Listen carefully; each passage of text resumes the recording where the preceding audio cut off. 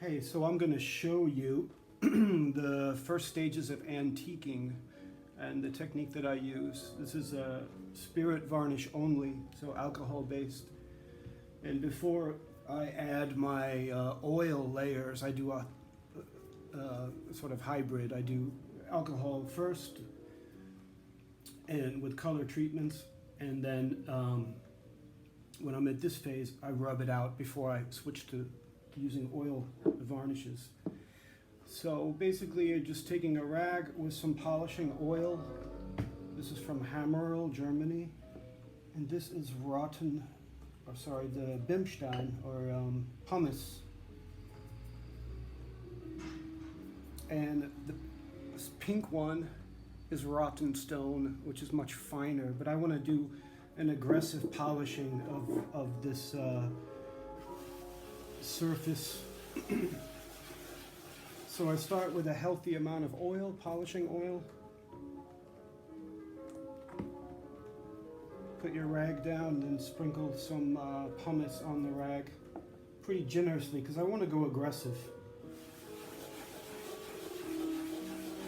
And what I'm doing is polishing in the areas where there would presumably be human contact. So here's the chin, and you see I've already started this part here. So the stage is first to polish, and that will begin to remove some of the color. But to speed it up, there's a trick. You basically take 50-50 odorless white mineral spirits, or in Spanish it's sans odor. So you take 50%. It's important to get this proportions right. Just the ratio is 50-50 to alcohol. So you say you do 40 milliliters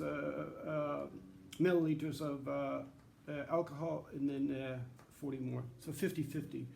It's important to get that right. So here I already have some mixed sans odor, 50-50. Shake it. And the spot where you've already rubbed, you just take a tiny fingertip and be really careful. And you just put a drop. That was way too much. And then you take your rag and polish around there. And you will see it starts to remove the top layers, or this sort of red-brown. So another tiny drop.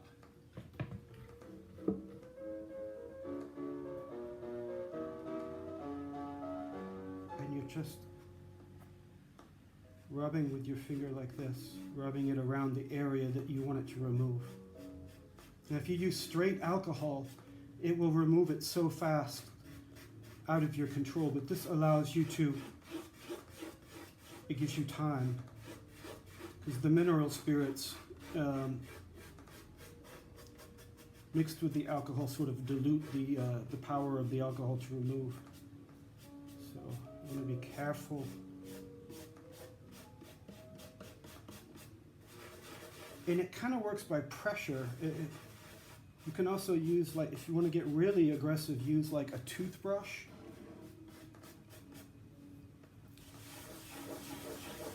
So again, with the rag and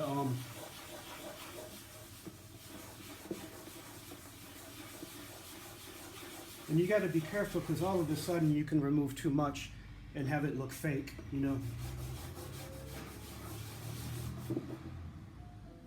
So I'll stop here. Now I'll move up to here. Here is another point of contact where when the hand comes around to play notes in the higher positions, it rubs away varnish here on antique instruments. So I'll just roll with mineral spirits and alcohol, and that's quite a lot.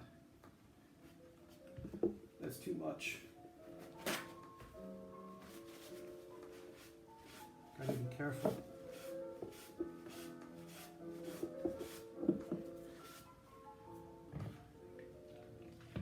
You just don't want a big puddle and then all of a sudden, whoosh,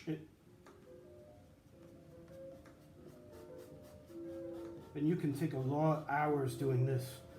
going very, very tiny amounts, thinking about it, what you want to do differently, whether it looks real or not.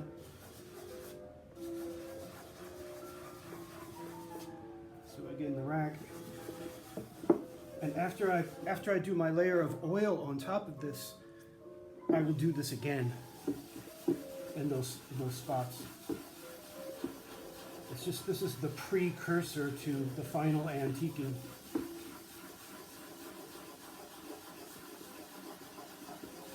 You see how that's starting to remove. When you dilute the alcohol with this mineral spirits, it really gives you control. It's amazing. The first time I did it, I was like, wow. You can still get into trouble. So I'm going to pretend that over the past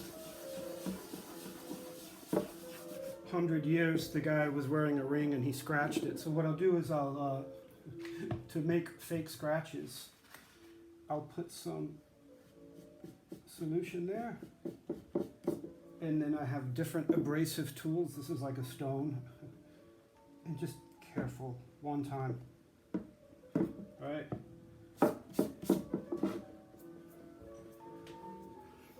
And what I'll also do is a patina. So then you take whatever extra pigments that you have. This is just Van Dyke brown.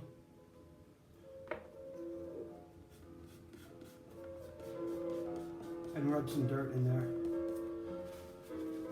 where you scratched, right?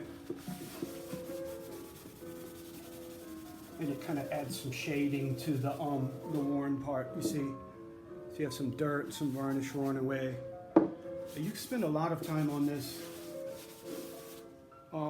Same thing on the back. So that's really subtle, actually. I could do a little bit more actually here. So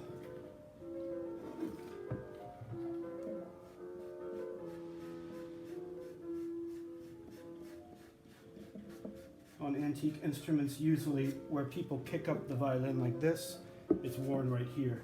So here's a point of human contact right here. Usually, if you look at photos of antique instruments, your life will be a lot easier to just sort of, don't try and invent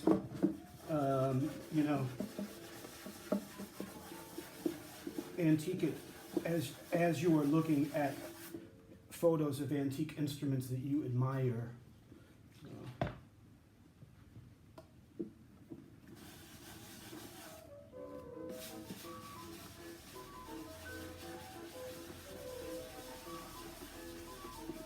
To me, it's pretty convincing. It's hard to see in the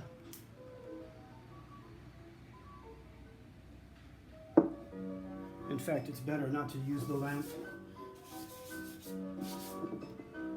Okay, so same thing. Yeah. Then the rag with pumice on it.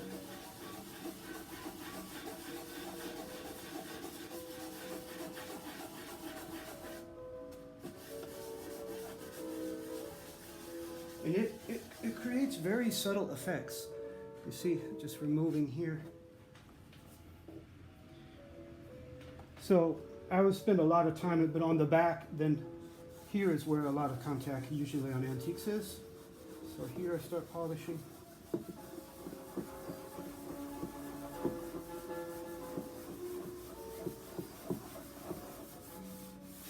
And down here. Oh, that looks sweet, the back. Woo! And here is the last place I'll do it, at the point of ribs here, where when people hold it, they're touching here. And the whole thing could just use a general polishing anyway with pumice to make the surface smoother. It just looks cooler. All right, so right here, almost always on the antique is a point of contact.